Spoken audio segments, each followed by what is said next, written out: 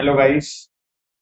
तो बच्चों, आज हम लोग इस वीडियो में क्लास 11th का जो सबसे इम्पोर्टेंट चैप्टर जहां से आपका प्रैक्टिकल स्टार्ट हो रहा है, चैप्टर नंबर 5 अकाउंटिंग इक्वेशन को लेकर बात करें। बेटे, इस वीडियो के अंदर हम लोग अकाउंटिंग इक्वेशन की बेसिक कॉन्सेप्ट को जानेंगे कि अकाउंटिंग इक्वेशन क्या है और अकाउंटिंग इक्वेशन के अंदर हम लोग किस तरीके से अपनी ट्रांजैक्शंस को लिखेंगे। तो मेरे साथ जल्दी से लिखें आप लोग। Accounting equation is a mathematical expression. Accounting equation एक मैथमेटिकल एक्सप्रेशन बेस्ड ऑन किसके ऊपर बेस्ड है, किसके ऊपर आधारित है? 12 एस्पेक्ट कॉन्सेप्ट ऑफ अकाउंटिंग। याद करो सब लोग, चैप्टर नंबर 3 में आपको पढ़ा के लाया था 12 एस्पेक्ट कॉन्सेप्ट कि अकाउंटिंग के अंदर, अकाउंट्स के अंदर हम लोग हर ट्रांजैक्शन के दो इफेक्ट या दो इम्पैक्ट देखते हैं। तो बेटे, हमारे पास अकाउंटिंग में हर ट्रांजैक्शन के दो इफेक्ट आने, वो दो इफेक्ट आना ही क्या कहलाता है? Dual aspect concept.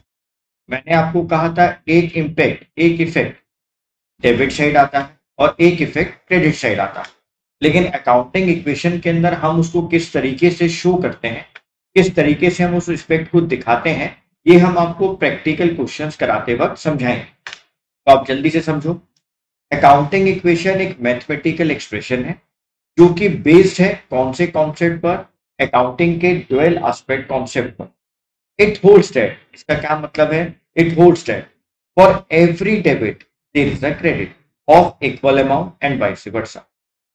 इसका मतलब हर डेबिट के लिए एक क्रेडिट है सेम अमाउंट का है, और हर क्रेडिट के लिए एक डेबिट है सेम अमाउंट का। यानी जो ट्रांजेक्शन्स हैं वो दोनों तरफ रिकॉर्ड होंगी और सेम अमाउंट से रिकॉर्ड। आगे चलते हैं। It means total claims. बेटे, यहां ना क्लेम्स का मीनिंग क्या है? क्लेम्स का मीनिंग है कि जो आउटसाइडर क्लेम्स है या जो प्रोप्राइटर की कैपिटल का क्लेम है, जो प्रोप्राइटर ने बिजनेस को कैपिटल दी। तो जो आउटसाइडर्स क्लेम्स हैं या जो प्रोप्राइटर का क्लेम है, उन दोनों को क्लब करें, मिलाते हैं, तो यहां पर वर्ड आता है टोटल क्लेम्स। तो बिजनेस के टोटल क्लेम्स हमेशा इक्वल होते हैं, विल ऑलवेज बी इक्वल। हमेशा इक्वल होंगे। किसके इक्वल होंगे? Total assets of the firm, firm की टोटल एसेट्स। यानी हमारे बिजनेस के अंदर जो टोटल क्लेम्स हैं, चाहे वो आउटसाइडर्स के क्लेम्स हो या प्रोप्राइटर का क्लेम हो, वो हमेशा इक्वल होता है बिजनेस की एसेट्स की। अब हम बात करते हैं सर क्लेम्स क्या है। आप ध्यान से देखो बेटा, जो क्लेम्स हैं इसको हम लोग इक्विटी भी कहते हैं। जो क्लेम्स हैं इसको हम लोग इक्विटीज भी कहते हैं। तो दो तरह की इक्विटी होती है, दो तरह के क्लेम होते हैं। एक होता है ऑनर्स इक्विटी और एक होता है आउटसाइडर्स इक्विटी। या हम बोल सकते हैं एक होता है ऑनर्स क्लेम, एक होता है आउटसाइडर्स। तो जो बिजनेस की एसेट्स होती हैं वो हमेशा इक्विटीज के इक्वल होती हैं, या कह सकते हैं टोटल क्लेम के इक्वल। तो जो हमारे बिजनेस की एसेट्स हैं वो हमेशा इक्वल होंगी, हमेशा हमेशा इक्वल होंगी किसके? इक्विटीज के, या हम उसको बोलते हैं टोटल क्लेम्स। और अभी मैंने आपको बताया इक्विटी दो है, एक है ऑनर्स इक्विटी और एक है आउटसाइडर्स इक्विटी।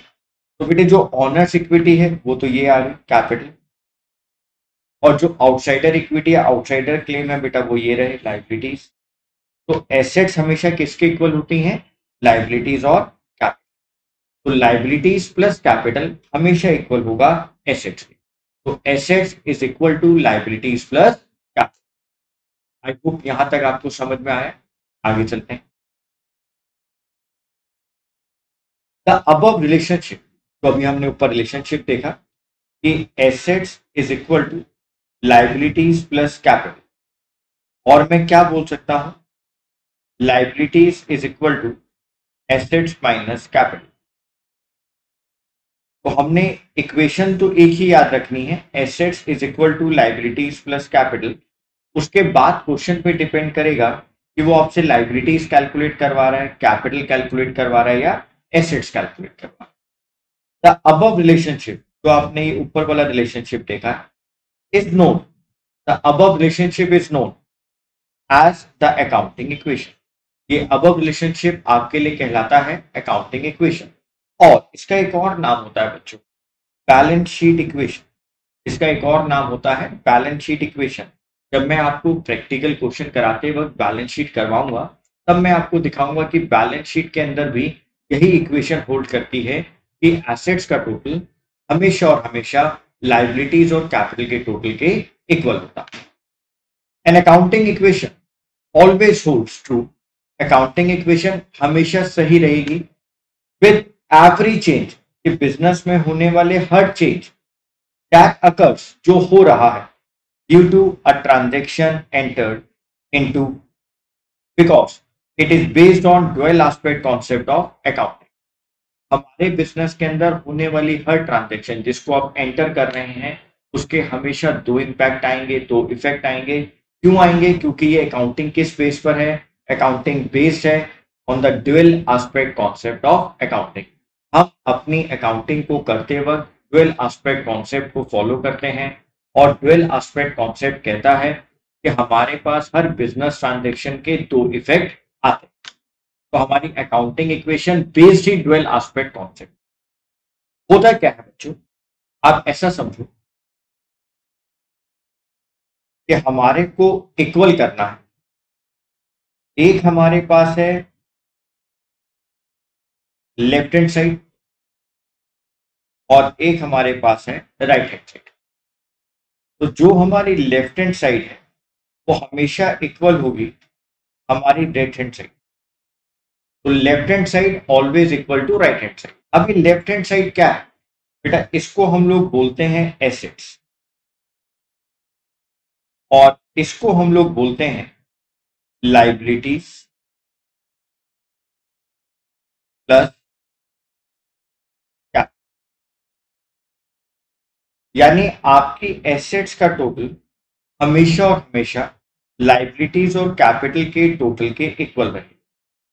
आपके बिजनेस में एसेट्स का टोटल हमेशा और हमेशा लाइबिलिटीज और कैपिटल के टोटल के इक्वल रहेगा और हर ट्रांजैक्शन के बाद ये दोनों तरफ इक्वेशन एलएचएस और आरएचएस हमेशा इक्वल रहे। आई होप यहां तक आपको समझ में आया। तो यहां तक आप लोग एक बार रिवाइज करें और इसके आगे प्रैक्टिकल क्वेश्चंस के लिए हम लोग नेक्स्ट वीडियो में आपके साथ मिलेंगे। Bye guys.